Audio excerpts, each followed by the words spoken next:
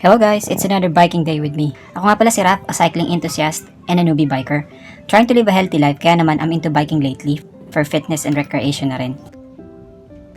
This is a Sunday afternoon ride. May lakad si Mrs. kaya solo lang tayo today. So ayan, namalis tayo ng bahay ng 3:30 ng hapon. Nagdadalawang isip pa nga ako kung magbabike ba ako or manonood na lang ng movie. Medyo disappointed kasi ako. Ang original na plano ko is umaga ako magbabike. Bala ko puntahan yung Bitbit Bridge sa Norsagaray, Bulacan. Kaso di naman ako nakatulog.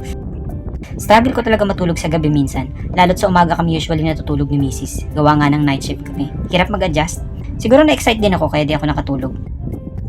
Anyway, yung pupuntahan nga pala natin today is yung Nueva Ecija Welcome Arc. Nasa 30 plus kilometers din yon, so 60 plus balikan. Last time, in-attempt kong puntahan yun, kaso nung nasa kalagitnaan na nga ako ng pagbabike, na-realize ko, di ko pala na-charge yung mga ilaw, kaya nung umabot na ako ng 20 kilometers, bumalik na ako. Mahirap kasi malobat yung mga ilaw natin habang nasa ride tayo, tapos gabi. Delikado. But this time, sinigurado natin full charge ang lahat.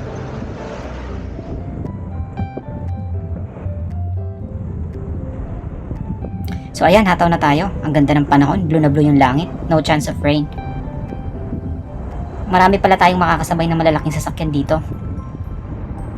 Ito kasing highway na dinadaanan papuntang Nueva Ecija at iba pang kalapit na probinsya, kaya doble ingat tayo. May singit ko lang guys, huwag natin kalimutang mag-pray bago mag-rides. Ask for guidance and protection.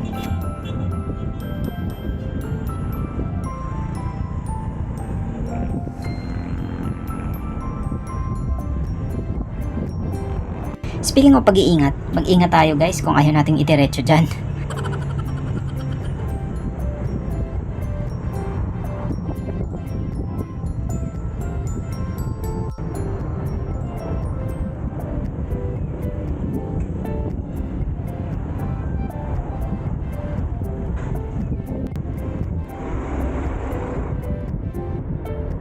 Tingnan nyo yung name ng school. Lagi sigurong naka-jacket mga estudyante dyan. At ayan, palabas na tayo ng San Rafael, Bulacan. Sunod na bayan is San Ildefonso. May ginagawa ng tulay dito kaya madalas traffic. Yung mga bakal na yan, madulas yan, lalo na kapag umuulan. Kaya pag may ganyan, I suggest dun kayo dumaan sa part na may lupa para safe. Ang bilis ng truck oh, sana all. Ang dami kagad malalaking truck pero okay lang yan basta nasa gilid lang tayo. Nagandahan lang talaga magbike sa highway na katulad nito. Maganda yung kalsada, wala masyadong lubak. Ay, Bulacan nga pala to, sikat sa lubak. Kaya yung iba lubakan ng tawag nila. Hala baka magalit siguro. Pero di ito yung part ng Bulacan na malubak.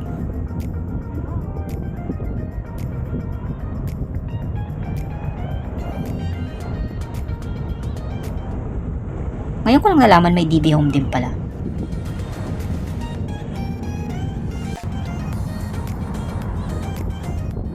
Well, ayan na yung mga truck.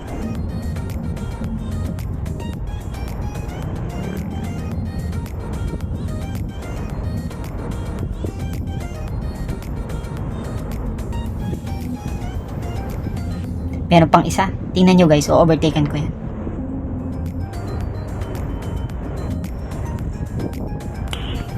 No. 47 kilometers na lang, Kabanatuan na.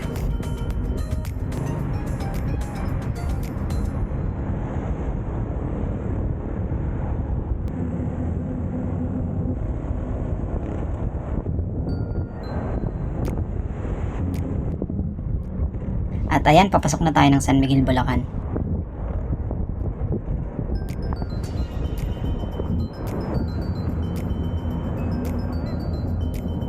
Ang haba nung truck, kala mo Autobot. At ayan, nagtanong lang tayo kung kaliwa ba or kanan. Di ako gumamit ng Google Map nito. Nung sinearch ko kasi dire-diretso lang tong highway. Kaliwa daw sabi ni Kuya, kaya kumaliwa tayo.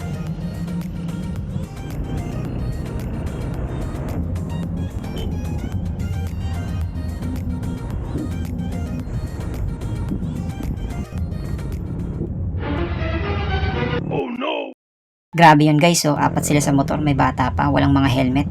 Sobrang delikado. Huwag nating gagayahin yung mga ganon. Always wear helmet, lalo na sa mga highway na ganito. Nakakabilib dito sa San Miguel, ang daming fast food.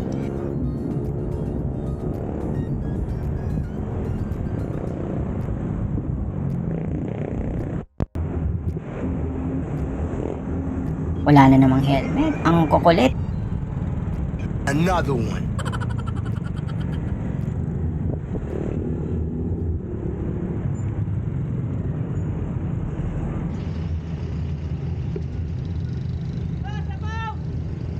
Ano daw? Shout out?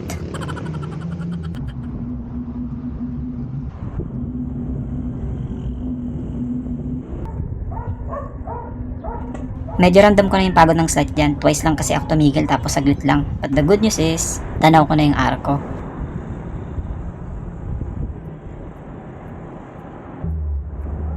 At ayan, nandito na tayo.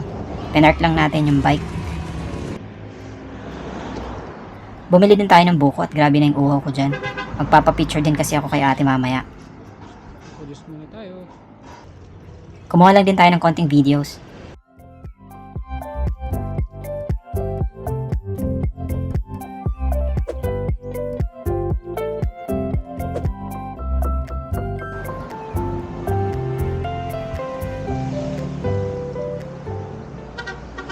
Saglit lang ako tumambay, then pumadyak na ako pabalik. Ang presko ng pakiramdam ko ng time na yan. Grabe kasi yung pawis ko.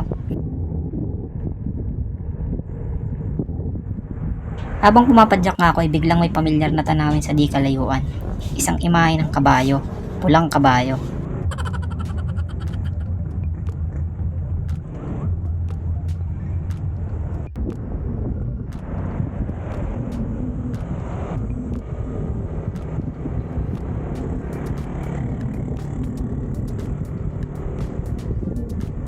Ang daming tindahan ng chicharon dito. Tinitignan ko pa lang na high blood na ako.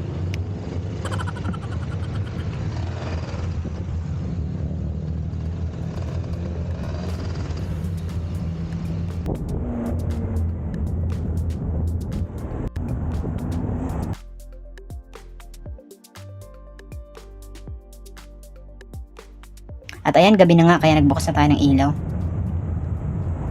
Then dumaan tayo dito sa 7-Eleven para bumili ng maiinom.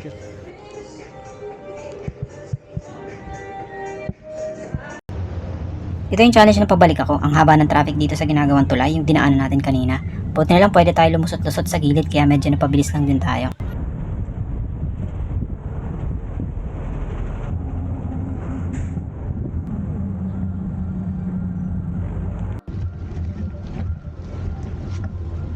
Last time na dumaan ako dito, umislide yung motor na nasa harapan ko.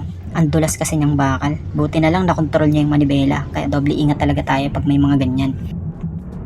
Finally, nandito na tayo sa San Rafael.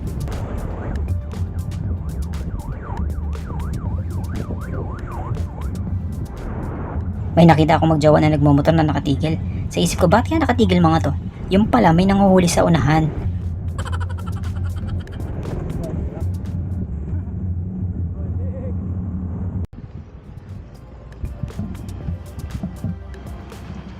And yan na yung papasok sa amin, siguro mga 4 kilometers pa. Di ko na sinama kasi madilim, baka may biglang magpakita. Maraming salamat sa panonood guys. Subscribe na rin kayo para maisama ko kayo sa mga susunod na bike ventures. See you next time!